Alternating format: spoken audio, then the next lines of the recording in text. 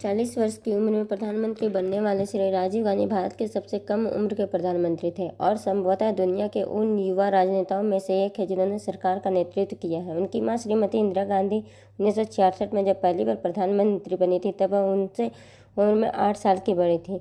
उनके महान नानाजी पंडित जवाहरलाल नेहरू 58 वर्ष के थे जब उन्होंने स्वतंत्र भारत में प्रथम प्रधानमंत्री के रूप में 17 साल की लंबी पारी शुरू की थी। देश में पीढ़ीगत बदलाव के अग्रदूत श्री गांधी को देश के इतिहास में सबसे बड़ा जनादेश प्राप्त हुआ था। अपनी मां की हत्या के शौक से उबरने के बाद उन्होंने लोकसभा के लिए चुनाव कराने का आदेश दिया। उस चुनाव में कांग्रेस को पिछले 7 चुनावों की तुलना में लोकप्रिय वोट अधिक अनुपात में मिले और पार्टी ने 508 में से रिकॉर्ड 401 सीटें हासिल की। 700 करोड़ भारतीयों के नेता के रूप में इस तरह की शानदार शुरुआत किसी भी परिस्थिति में उल्लेखनीय मानी जाती है। यह इसलिए भी अद्भुत है क्योंकि वे उस राजनीतिक परिवार से संबंधित थे जिसकी 4 पीढ़ियों ने स्वतंत्रता संग्राम के दौरान एवं इसके बाद भारत की सेवा की थी। इसके बावजूद श्री गांधी राजनीतिक में अपने प्रवेश के लिए अनिच्छुक थे एवं उन्होंने राजनीतिक में देर से प्रवेश भी किया। श्री राजीव गांधी का जन्म 20 अगस्त 1944 को मुंबई में हुआ। वे सिर्फ 3 वर्ष के थे जब भारत स्वतंत्र हुआ और उनके दादा स्वतंत्र भारत के प्रथम प्रधानमंत्री बने। उनके माता पिता लखनऊ से नई दिल्ली आकर बस गए। उनके पिता फिरोज गांधी सांसद बने एवं जिन्होंने एक निडर तथा मेहनती सांसद के रूप में ख्याति अर्जित की। राजीव गांधी ने अपना बचपन अपने दादा के साथ 3 मूर्ति हाउस में बिताया जहां इंदिरा गांधी ने प्रधानमंत्री की परिचारिका के रूप में कार्य किया।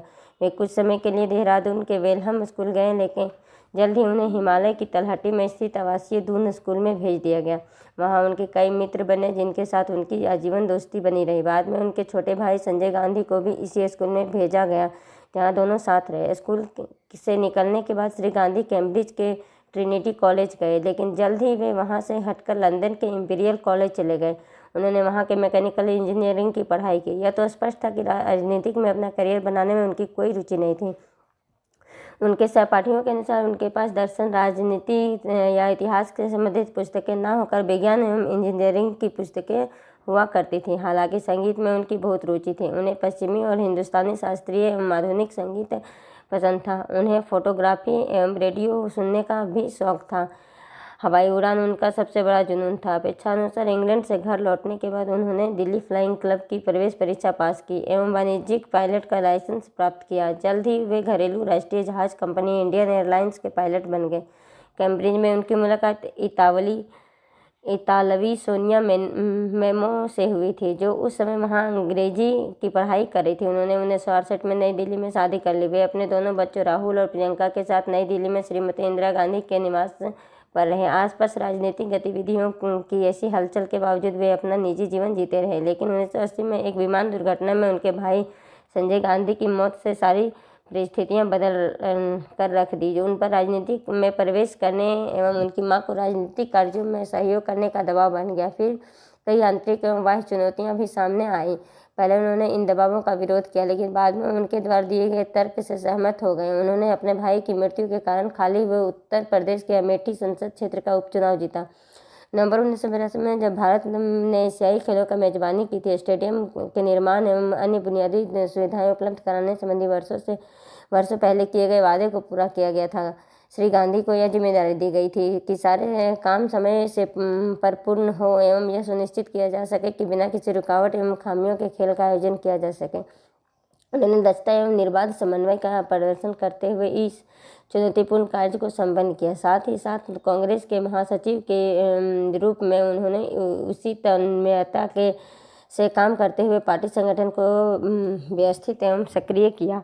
उनके सामने आगे इससे भी अधिक मुश्किल परिस्थितियां आने वाली थी जिसमें उनके व्यक्तित्व का परीक्षण होना था। श्री गांधी से ज़्यादा दुखद एवं कष्टकर परिस्थिति में कोई सत्ता में क्या आ सकता था। जब 31 अक्टूबर 1984 को अपनी मां की क्रूर हत्या के बाद वे कांग्रेस अध्यक्ष एवं देश के प्रधानमंत्री बने थे, लेकिन व्यक्तिगत रूप से इतने दुखी होने के बावजूद उन्होंने संतुलन, मर्यादा एवं संयम के साथ राष्ट्रीय जिम्मेदारी का अच्छे से निर्वहन किया।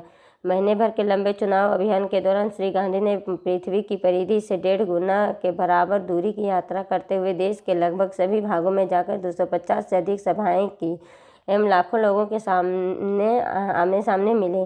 स्वभाव से गंभीर लेकिन आधुनिक सोच एवं निर्णय लेने की अद्भुत क्षमता वाले श्री गांधी देश को दुनिया की उच्च तकनीकों से पूर्ण करना चाहते थे और जैसा कि वे बार बार कहते थे कि भारत की एकता को बनाए रखने के उद्देश्य के अलावा उनके अन्य प्रमुख उद्देश्यों में से एक है 21वीं सदी के भारत का निर्माण।